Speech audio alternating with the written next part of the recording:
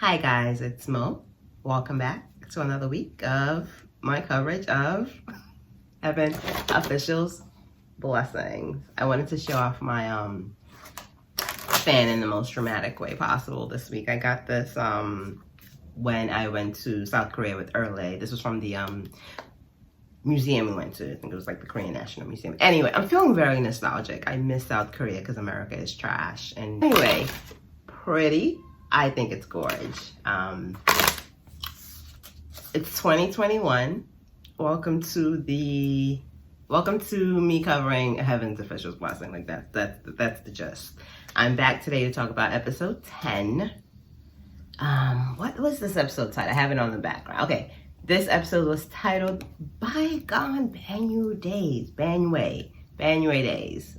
Every week it's me with pronunciation. Please forgive me. Like, I'm trash. I do try. Episode 10 basically continues where we left off with, like, the last 3 episodes. Well, no, episode 10 fits in with the theme of the entire season so far, which is just that people need to do better with letting go of shit. But that's the whole point of demons, ghosts, and wraiths. Like, they don't move on, so they're stuck fucking with us here on Earth. So maybe it makes sense. Anyway, we're back with General Millstone, guys. And he is so angry. Like, sir, I need you to just bring it. Like, or just... Anyway, episode 10 is all about General Millstone still being really, really angry with the Imperator, and we of course get more information as to why, and it makes a lot more sense because something's still missing. Like I said last week, there's the truth, there's a lot, I don't know what the fuck I said, but there's two sides to every story. That's what I said. The truth, whatever. Truth, the lie, and whatever's in between. You guys get what I'm saying. I'm fucking it up right now, but episode 10 is all getting closer to whatever shenanigans is going on, and this week just continues that. And as a book reader, I would say, I'm gonna be completely honest, at minimum, the first 1/4 of the book, I did not, it was a lot of world building going on, it was a lot of details, and until I get like the general plot or the overview of a book, I'm trash. I will not fully pay attention. So I love the fact that I'm watching this show along with you guys. Like, I have never read the book because I didn't know any of this was going to happen. But yeah, so episode 10, General Millstone, everybody's back in this stupid hole, and they're talking about, and he's just talking about how he's angry at this chick, how he hangs her every time he gets it. Basically, he kills her every time he's able to. He hangs her in this pit. She dies. She comes back. She kills his men. She throws his men into the pits. He does it all over again. Like, it's just a fucking loop. And I'm like, learn? Is that... I guess when you're the one with, like, eternity, you're just like, whatever.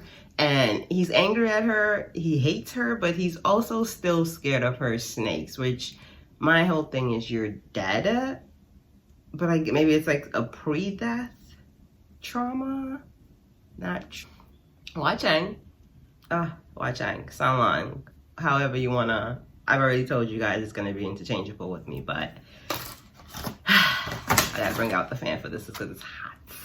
But yeah, no, I'm still here for the way he just continues to protect. I'm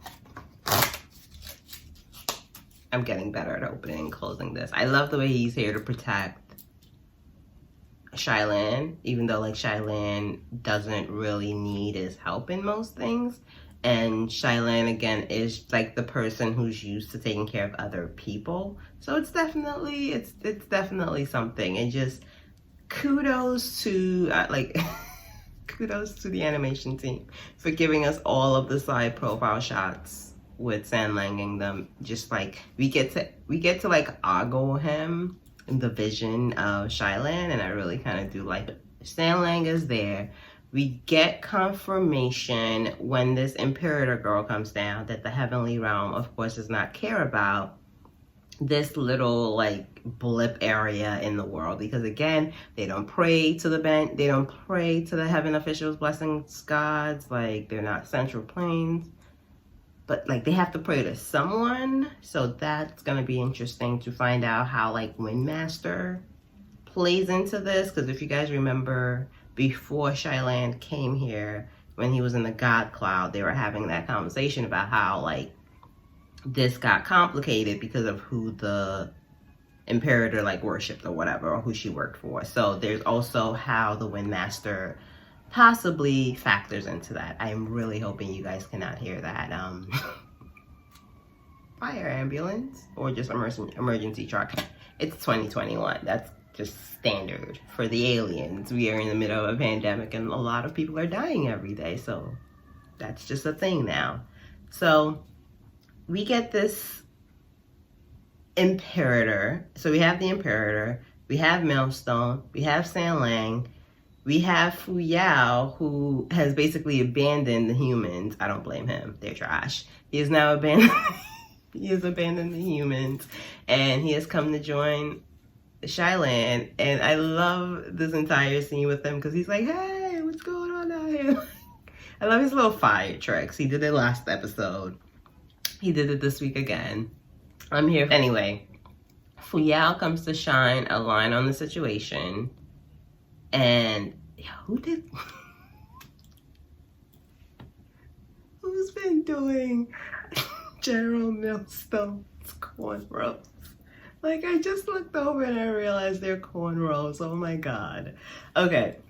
I feel like every time I watch this episode, my eyes just picks or focuses on something new, and I love it. But Fu Yao comes to shine a light on the situation, and we just see what the situation is. So like when General Millstone was like, yo, my bros are down there and I've just been throwing people for them to eat. Like, I mean, throw grass? Like, anyway, whatever. When he said, look, my bros are down there, I felt like he meant like a couple of bros, like 10 bros, but like there are thousands of skulls, it looks like, minimum hundreds, if my depth perception is that bad, but maximum thousands. And you know, Sandland killed all of them. When he came down, it's not funny, but I love him because he's just like, done. I love fans because they're so great to be shady with. Okay, so yeah, Fu Yao shines a light on the situation. A shit ton of people are dead, and General Millstone remembers that he is angry again and proceeds to be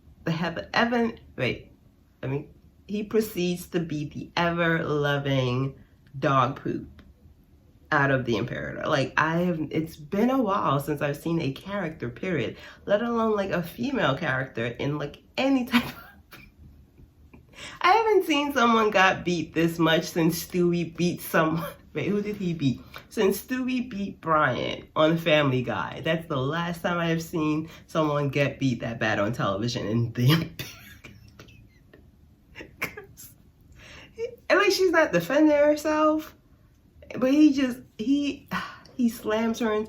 Okay, also, when in The Mandalorian in the season 2 finale, when the dog trooper beat the shit out of Mando, that's also another time I've seen somebody get beat this much. Okay, let me focus. So, he beats the entire hell out of her. Shylan has to step in because one, she's not really fighting back. Two, this is really uncomfortable after the first 5 seconds.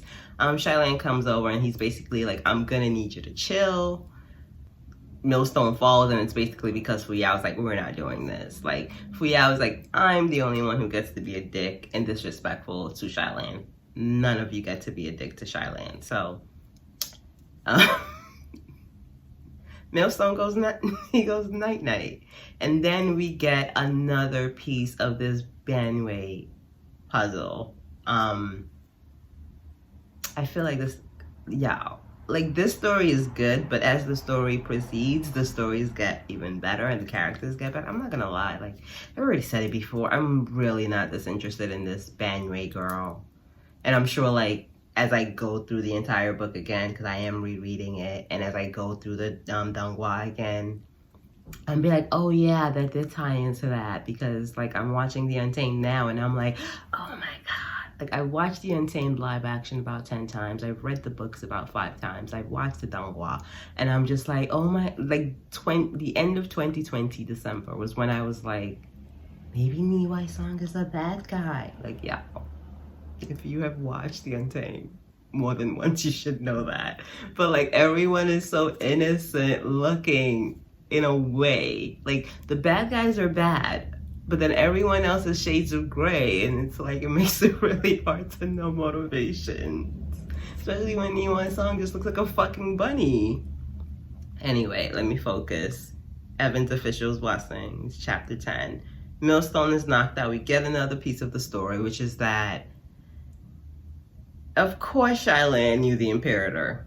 Of course, why wouldn't he? Turns out the Imperator was some like little urchin back in the day when Shailan would like walk around. Like Shailan has been by himself for 800 years. Like again, the story is he was a crown prince. He ascended to the heavens. He came back down to save his people, and coming back down, it just makes shit worse for his own people. And his family dies, like his mom and dad dies. His friends abandon him, Nanfeng and Fuyao, and he ultimately just goes through 800 years by himself, walking Lord knows where. Like he's immortal. He can't die. But he's also not rich, and again, that's the whole busking part, which is like basically a street performer. So, you know, Banyue just seems to have been one of those places he might have come to within the last couple of centuries. And when he was there, he met this little girl who was eating.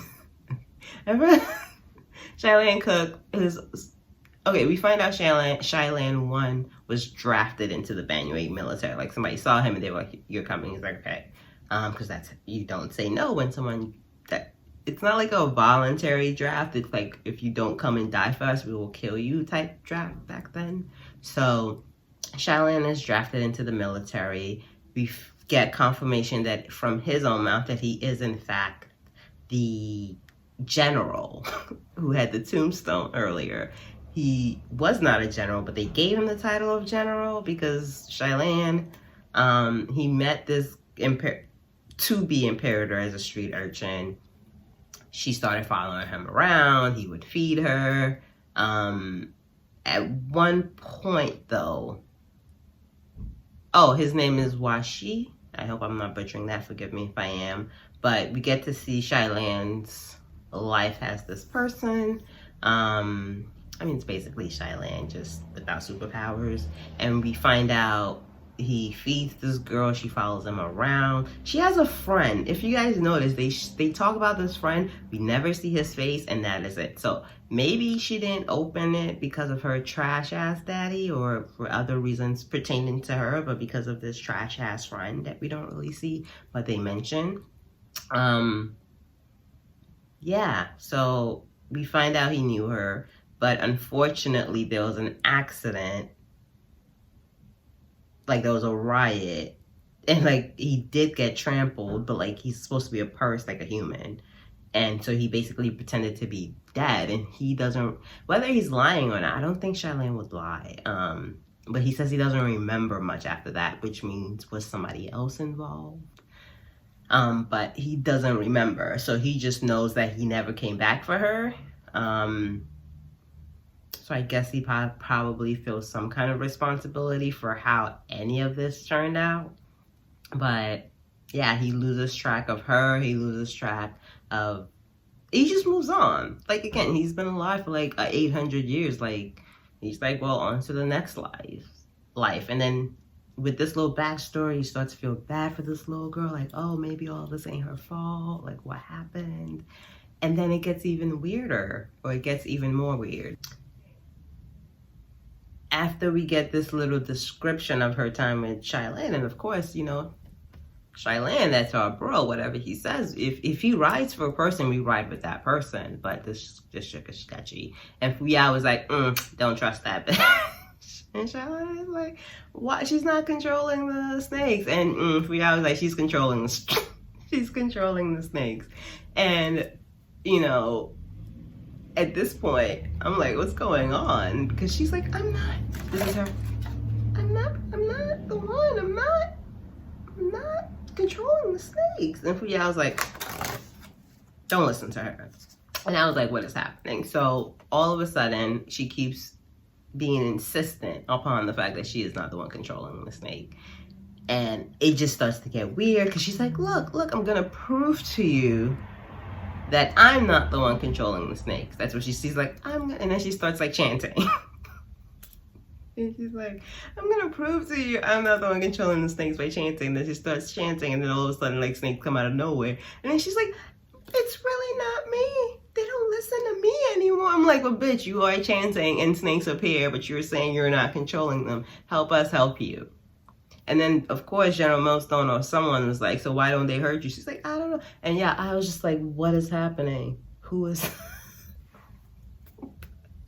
What is happening? And then I need to do a live reaction because it's like, I don't even know if it'll be as entertaining as me just giggling for stupid reasons. But all of a sudden, like, she's like chanting, she's saying she's not controlling the snakes. And then you just look up to the top of the cave where they can't escape now, and a shit ton of scorpion-tailed snakes are falling down. And Fuyao was like, I told you. And guys, I don't know if he's wrong.